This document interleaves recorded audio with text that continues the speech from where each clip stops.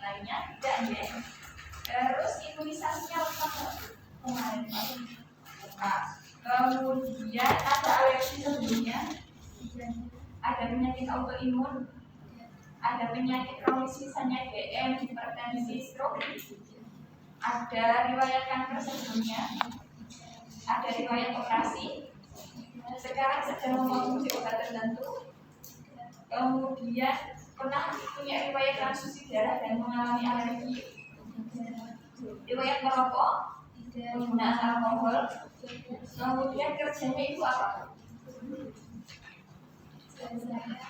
Perawat ya. Nah, kenapa kita tanyakan itu? Kita tanyakan pekerjaan karena kita nanti mau nyari ada resiko di polusi dan radiasi atau tidak.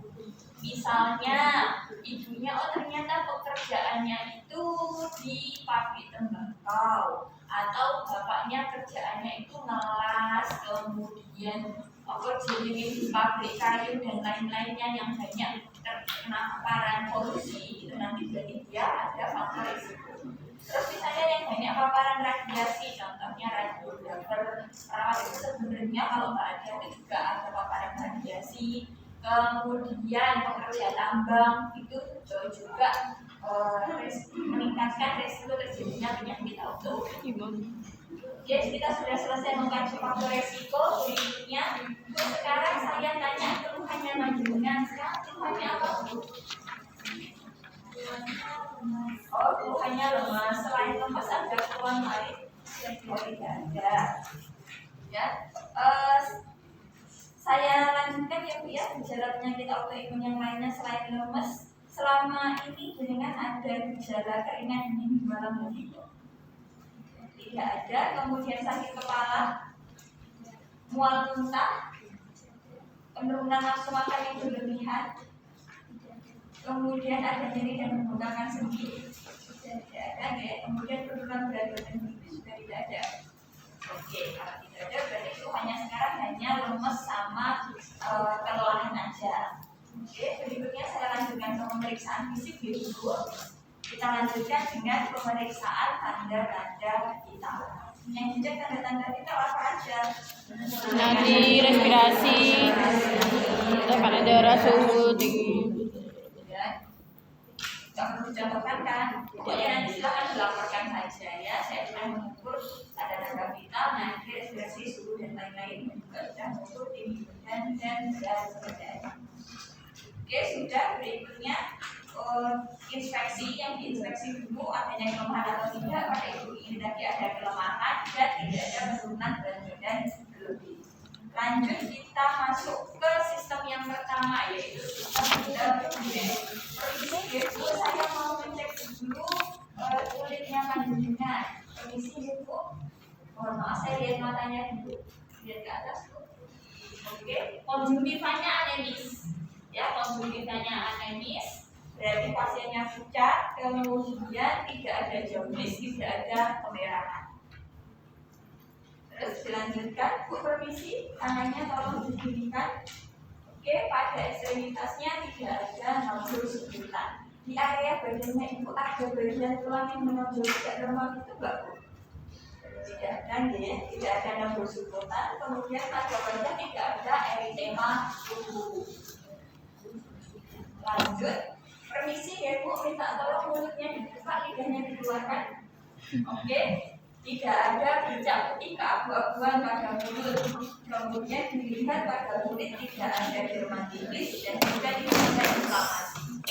Bu, ada luka, ada tahu dan itu tidak ada.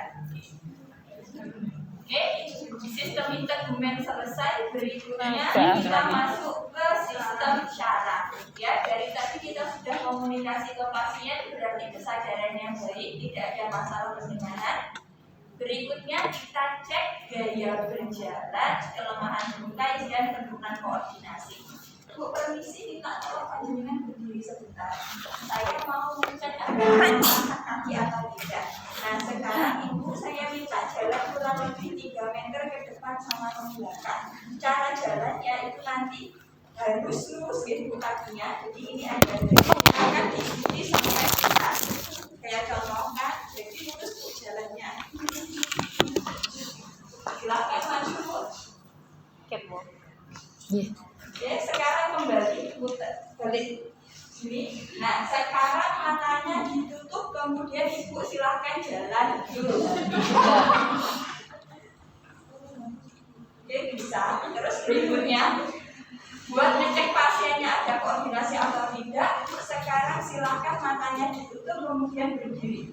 Nah, pas pasiennya tutup mata, kita jaga-jaga karena pada kondisi pasien dengan masalah koordinasi nanti dia disuruh tutup mata terus jadi urus. Ya, kita jaga-jaga di samping dan juga belakangnya pasien. Oke, pasien tidak ada kelemahan tungkai, koordinasinya bagus, terus gaya gejalanya normal. Oke, sudah, silahkan duduk kembali, Bu. Berikutnya, Bu minta tolong tangannya diluruskan. Ada tremor atau tidak? Tidak ada tremor, tidak ada gejala. Oke, sudah. Berikutnya, untuk sistem syaraf ada yang mau ditanyakan? Kalau tidak, kok dilanjutkan ke sistem penglihatan. Permisi Bu, tolong lurus menghadap saya. Nah, kita mau cek pasiennya ada diplopia sama ada jenis penurunan lapang pandang atau tidak. Ya, caranya adalah yang pertama kita minta pasien duduk lurus dengan kita. Kemudian ibu matanya tolong menghadap saya. Nanti pas pemeriksaan ibu tidak boleh colok-colok. Jadi ya, kemudian silahkan satu matanya ditutup, Bu. Nah, kemudian Bu ini ada, saya menunjuk angka berapa? Berapa dari saya? Pasiennya bisa bilang 1, berarti dia tidak ada diplopia. Kemudian, Bu silahkan sekarang ikuti jari saya. Nanti kalau masih terlihat, Ibu tolong bilang terlihat. Lihat ya. Masih terlihat, Bu? Nggak boleh nolak, Bu. Matanya pasien nggak boleh sini, ya. Mata pasien itu ke mata pemeriksa. Jadi kan normalnya ini. Kalau kita lihat pasien ini kan lapang pandang kita itu normalnya 180 derajat. Jadi kita nggak boleh gini pun saya tahu yang sebelah sini itu derajat apa enggak kan normalnya gini. Nah, pada pasien dengan penurunan lapang pandang, dia itu nggak lagi 180 derajat. Nah, cara ngeceknya, Bu, matanya tetap di saya, ya udah jangan gini, ya. Oke, silakan Bu, masih terlihat dari saya. Terlihat. Sekarang saya bagi dia. Enggak, itu tetap hidup. Nah, sekarang terlihat, Bu. Masih terlihat? Berarti asumsinya adalah mata pemeriksa itu harus normal. Kenapa? Karena ketika pemeriksa itu melihat masih kelihatan, normalnya orang lain juga masih kelihatan. Ini pada pasien yang penurunan lapang pandang, pemeriksa masih bisa melihat jarinya, tapi pasiennya udah nggak bisa lihatnya. Itu jadi dia ada penurunan lapang pandang. Karena lapang pandang kita memang 180 derajat. Dengan kunci nggak boleh dilirik, jadi kita masih tahu, Bu, lihat mata saya, jangan dilirik jarinya. Ya, kemudian ditukar mata satunya, itu mata satunya yang ditutup. Oke, sekarang kita pemeriksaan lagi ya, angka berapa? Lihat aku.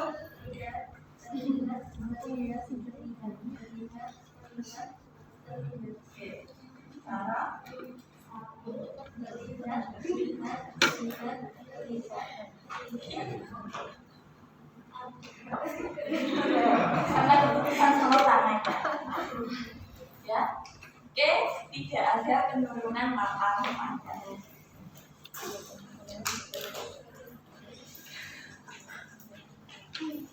Kemudian kita lanjutkan ke pemeriksaan mata yang lain. Kita cek matanya pasien. Bu, permisi, saya lihat ya. Nah, kita cek matanya. Boleh kita pakai red light untuk lihat apa?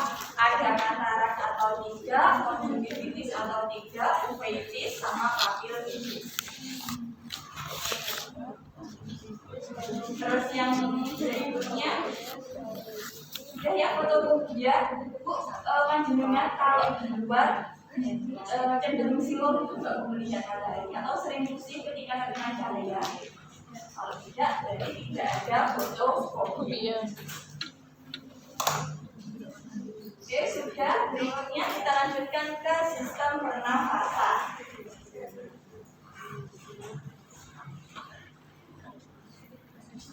Permisi, Bu, saya dengarkan suara nafasnya. Dan kita minta pasien untuk menarik nafas. Kita dengarkan di semua lapang kaki.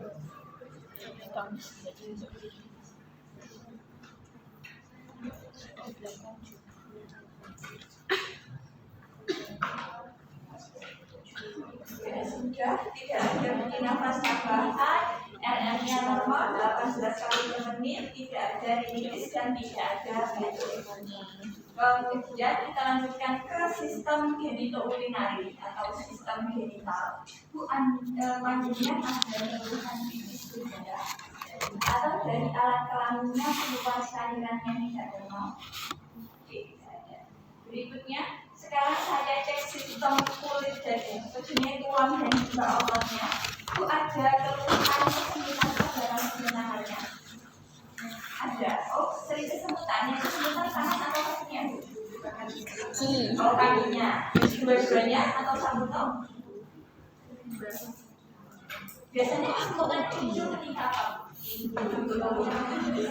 Oh, kalau tentunya nggak nyaman. Oke, berarti ada kesemutan alasan atau parestesia. Kemudian ada nyeri sendi. Kemudian kebusukan tadi sudah kita cek. Terus juga tidak ada benjolan hati dan jaringan lemak. Kemudian lanjut ke hematologi. Kita cek kulitnya pasien. Ya, tidak ada pleki dan purpura, tidak ada memar. Terus kemudian Bu, 3 hari ke belakang ada riwayat mimisan dan gusi berdarah. Ada. Oke, berarti tidak ada ekspektasis dan juga gusi berdarah. Oke, pengkajian persistemnya sudah selesai. Terakhir kita lakukan palpasi. Palpasi yang kita cek apa? Untuk sistem imunologi ini yang kita cek adalah kelenjar limfanya. Ya, kita minta pasien, kita berdiri di belakangnya pasien, kemudian Bu Adit sudah nge-share gambar kelenjar limfa. Silahkan dibuka. Ya, yang pertama dicek nanti area kepala sini. Di depan telinga ini namanya kelenjar limfa, namanya apa? Preauricula. Ya, di sini di depannya ini loh telinga di tengahnya telinga ini kan kayak ada caput gitu. Nah, ini adalah preauricula. Di bawahnya preauricula, di depannya gondel. Ya, nanti ini ada apa? Parotid. Ya, ada parotid. Ya, di depannya nanti ada parotid. Kemudian di bawahnya sini ini kan ada area kayak tulang pipi yang segitiga. Ya, di sini ada apa? Tonsila. Ya, preauricula, turun ada parotid, turun lagi ada tonsila.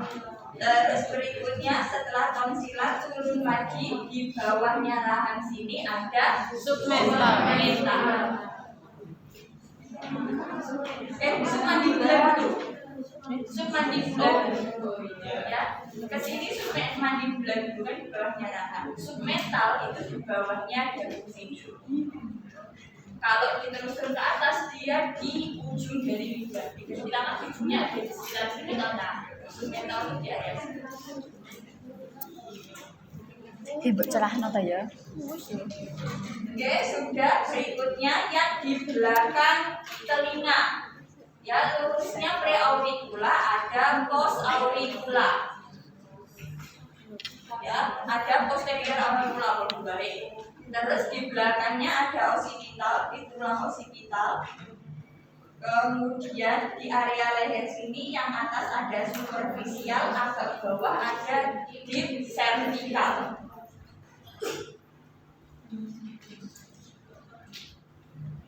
Terus turun lagi ada posterior cervical di dekatnya bahu.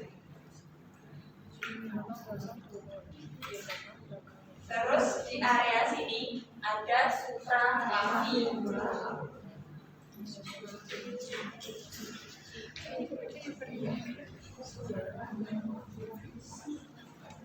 Buat ulangi ya, kita dari atas dulu nggak apa-apa, atas depan. Di sini ada pre-auricular, turun ada parotid. Di segitiga sini ada tonsillar, terus Submandibular submandibular dulu, dan di bawah dari sini baru ya. Terus di belakang telinga sini ada posterior auricular, terus di bawahnya ada occipital, terus superficial cervical itu di leher bagian atas sini. Terus di cervical beberapa nggak keraba ya. Tapi kalau pembesarannya besar banget baru keraba. Terus baru posterior cervical itu di dekatnya baru sini. Terus berikutnya supraklavicular. Ya, di atasnya clavicular sini. Ya, itu yang di area leher atau cervical. Selain di area leher, di mana lagi deh ada kelenjar limfa? Di area aksila. Biasanya kita minta seperti ini, kita lakukan perabaan di area aksilanya pasien. Nanti kalau kita ambil ya cewek sama cewek, cowok sama cowok. Ya, selain di area ketiak, di area kerutan siku, bagian dalam. Kita raba ada benjolan atau tidak.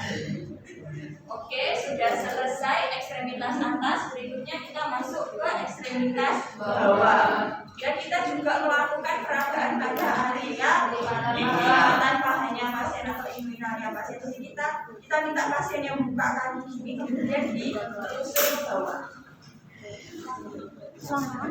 Ya, kemarin yang di hematologi itu kalian. Iya, sudah. Terus juga di area lutut bagian belakang.